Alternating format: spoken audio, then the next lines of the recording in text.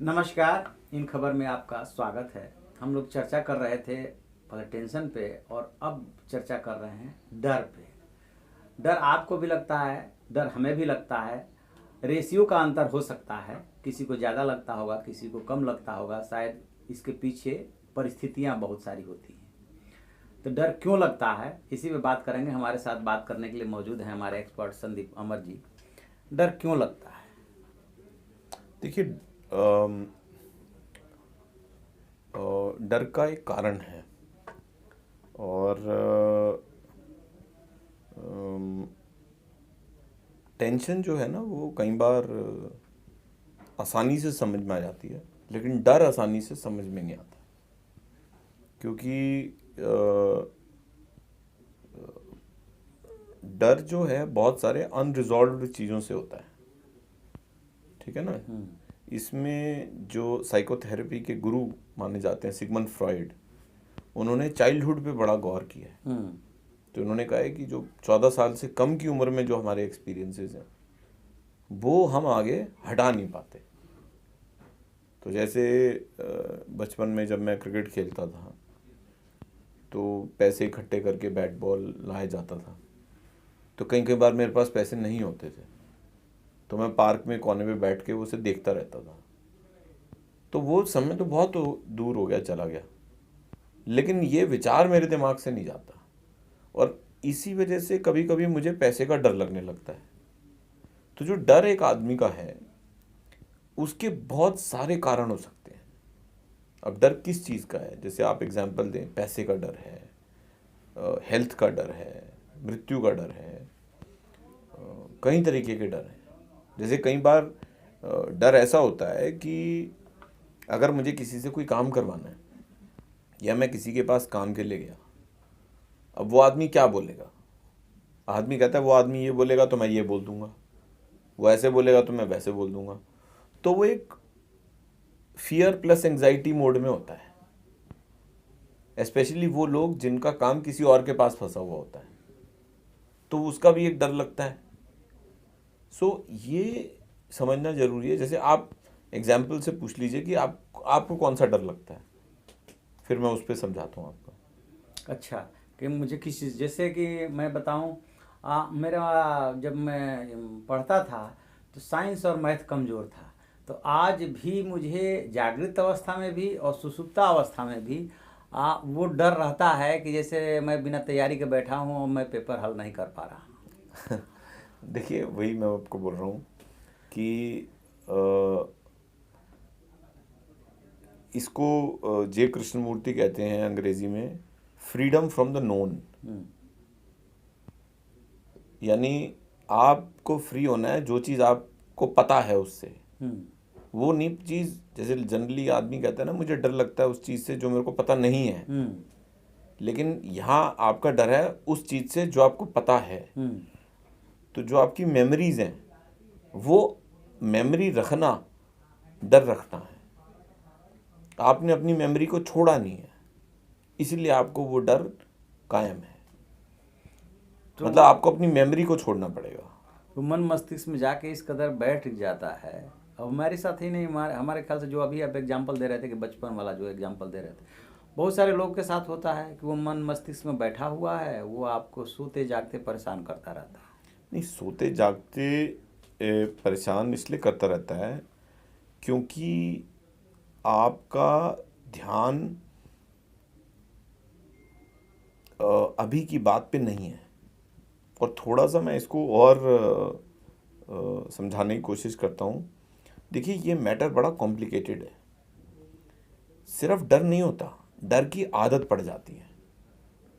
कई बार जैसे आप एक गली में जाते हैं जहाँ एक एक्सीडेंट हुआ, या जहाँ आपके किसी से झगड़ा हुआ, या जहाँ आपने कोई बुरा इंसिडेंट देखा, जब दोबारा आप उस गली के पास भी जा रहे होते हैं तो इमिजिएटली आपके दिमाग में ये चलने लगता है। जबकि हर बार आप उस गली में जाएंगे थोड़ी ना ऐसा होगा। तो आदत जो है दिमाग की, दिमाग आदत का गुलाम है।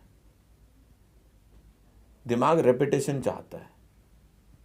तो बच्चे कैसे हैं? नहीं, बच्चे ऐसे कि जब आप ये कहेंगे कि मुझे मैथ्स और साइंस से इसलिए डर लगता था क्योंकि मैं मैथ्स और साइंस में अच्छा नहीं था, और जब मैं अच्छा नहीं था तो उसमें मार्क्स भी नहीं अच्छे आएंगे, लोग भी मुझे कुछ कुछ कहेंगे, शायद मेरे पेरेंट्स, और मुझे खुद भी बेइज्जती महसूस होगी उस पेपर के बाद। लेकिन अब मुझे मैथ्स और साइंस के पेपर नहीं देने। आप बोलिए, अब मुझे मैथ्स और साइंस के नहीं पेपर देने नहीं देने हैं। अब डर लग रहा है? नहीं, बिल्कुल नहीं, अब नहीं देने हैं ना। हाँ, लेकिन थोड़ी देर बाद आपको लगेगा, आपको सपना भी आता होगा कि मैथ्स और साइंस का वैसे पेपर पेपर हल कर रहा हूँ, हो नहीं पा रहा हो है। नहीं पा रहा है। हाँ। तो ऐसा सपना भी आपको आता होगा। तो देखिए, इस बात को आपको बार बार जाहिर करना है कि वो मैं नहीं हूं। इसके लिए आपको मेमोरीज छोड़नी पड़ेंगी, और मेमोरीज में आप सिर्फ बैड मेमोरीज नहीं छोड़ सकते। आप मेरी बात समझे? गुड और बैड दोनों छोड़ना गुड और बैड दोनों छोड़ना पड़ेगा। हम्म। देखिए, एक किताब है विज्ञान भैरव तंत्र, जिसमें भगवान शिव पार्वती जी को सत्य बता रहे हैं। तो उसमें वो कहते हैं, the true Yogi is the one for हुम each moment is new. Okay, each moment is new. तो वो कहते हैं सच्चा योगी वो है जिसका हर मोमेंट नया है, यानी पुराने का कोई बोझ नहीं है, मतलब छोड़ता जा रहा है ना वो। मेमोरी छोड़ता जा रहा है। वो यहाँ तक कहते हैं कि जब आप सांस लेते हैं और सांस निकालते हैं, तो लेने और निकालने के बीच में एक बहुत छोटा सा क्षण आता है, और वो कहते हैं पहली मेडिटेशन एक्चुअली यही है, वो मृत्यु का क्षण है। जब आप ना सांस ले रहे हैं, जब आप निकाल रहे हैं। तो कई बार वो कहते हैं उस क्षण पे फोकस करिए। 112 मेडिटेशंस उन्होंने पार्वती जी को बताई हैं। अच्छा। हाँ, लेकिन सबसे बड़ी चीज़ है, आदमी अच्छी बातें याद रखना चाहता है और बुरी बातें नहीं याद रखना चाहता। तो हम लोग बात कर रहे थे डर पे।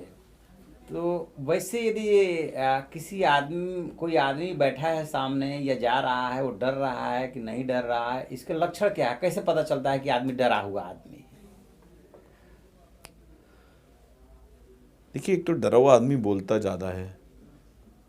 ये कर दूंगा, वो कर दूंगा, ऐसे डरा हुआ आदमी बोलता है ज़्यादा ना। देखिए, जैसे सड़क पे जा रहे हैं, गाड़ी टच कर गई और जो है झगड़ा होने लगा, फिर पता चला कि एक आदमी कहता है कि मैं ये कर दूंगा, मैं वो कर दूंगा, वो कर कुछ नहीं पाता है, वो बोलता ज़्यादा है। नहीं, वो सिचुएशन, 2-3 सिचुएशन देखते हैं। जैसे डरा हुआ बच्चा चुप हो जाता है, मतलब लेकिन जैसे आप किसी सरकारी दफ्तर में जाए और आपको कोई काम करवाना है, तो आपको डर लग रहा है कि ये काम होगा कि नहीं होगा, तो आप बेफालतू की चीज़ें फिर बोलने लगते हो, नहीं जी ऐसा तो हो ही जाता है, या ऐसा वैसा। तो वो एक डर का लक्षण है। दूसरा डर का लक्षण ऐसा है कि कई बार आप ज़्यादा धार्मिक हो जाते हो। जब आपकी ज़िंदगी में डर होता है तो आप क्या करते हो, आप धार्मिक ज़्यादा होने लगते हो, गॉड जैसे फेयरिंग ज़्यादा हो जाता है। गॉड फेयरिंग ज़्यादा हो जाते हो। तो एक, जैसे मैंने कहीं स्टडी देखी थी कि जिन लोगों को कैंसर होता है, डिटेक्ट हुआ होता है, तो वो 4-5 स्टेजेस से गुजरते हैं। तो एक उनकी स्टेज ऐसी होती है जिसमें वो लोग दान पुण्य करने लगते हैं, कि भाई वो लोगों को टिप ज़्यादा देने लगते हैं, धार्मिक काम करने लगते हैं, संडे को चर्च में जाके खाना खिलाने लगते हैं, गुरुद्वारे में जाके कार सेवा करने लगते हैं। तो कई बार आदमी वैसे भी एक्ट करने लगता है। तो डर के कई लक्षण हो सकते हैं, ये डिपेंड करता है कि डर है किस चीज़ का। जैसे अगर आपको भूत का डर लगेगा तो ऐसे भी हो सकता है कि आप चुप हो जाओ, ऐसे भी हो सकता है कि आप ज़्यादा बोलने लग जाओ। दोनों चीज़ें हैं, जिधर आती हो रही है। जैसे बहुत ज़्यादा चुप रहना भी ठीक नहीं है, बहुत ज़्यादा बोलना भी ठीक नहीं है। तो दोनों में आप लक्षण देखते हैं। देखिए, बोलना या चुप रहने में बेसिकली आदमी की पर्सनैलिटी, कोई सहम जाता है, कोई डर पे काबू पाने के लिए बोलने लगता है ताकि डर निकल जाए, कि भूत नहीं होता, या काम तो हो ही जाएगा, ज़िंदगी में ऊपर नीचे चलता रहता है, या आदमी कहता है भगवान ठीक करेगा, भगवान ठीक करेगा, भगवान ठीक करेगा। तो वो ऐसा अलग अलग लोग अलग अलग तरीके से रिएक्ट करते हैं। अच्छा, ये तो हो गया कि डर क्यों लगता है, बहुत विस्तृत सब्जेक्ट है। अब बचे कैसे, मतलब उसी कंक्लूजन पे आते हैं कि बचे कैसे। देखिए मेरे ख्याल से डर से जैसे डर और गिल्ट में एक फ़र्क है कि गिल्ट पीछे से हमला करती है, डर सामने से हमला करता है। तो डर के बारे में एक चीज़ तो अच्छी है कि हमला सामने से करता है, तो कम से कम पता रहता है कि किस चीज़ का डर है। तो डर को इन्वेस्टिगेट करना पड़ता है, और कई बार जो डर है वो रियल है। मतलब ऐसा है कि जैसे आप हिंदुस्तान में किसी भी रेड लाइट पे जाएं और आप गरीब फकीर देखें या भिखारी देखें, तो उनको देख के आप डर जाते हैं कि कहीं आप वो तो नहीं बन जाओगे। अगर आप किसी से पूछोगे वो कहेगा अरे मैं ऐसा नहीं सोचता, लेकिन सोचता ऐसा सब आदमी है। तो जिस देश में ऐसी सिचुएशन है तो वहाँ कई बार डर जायज़ भी है, आदमी डरा डरा सा रहता है। तो एक मेंटल स्टेट होती है जिसको स्टीफन कवी कहते हैं,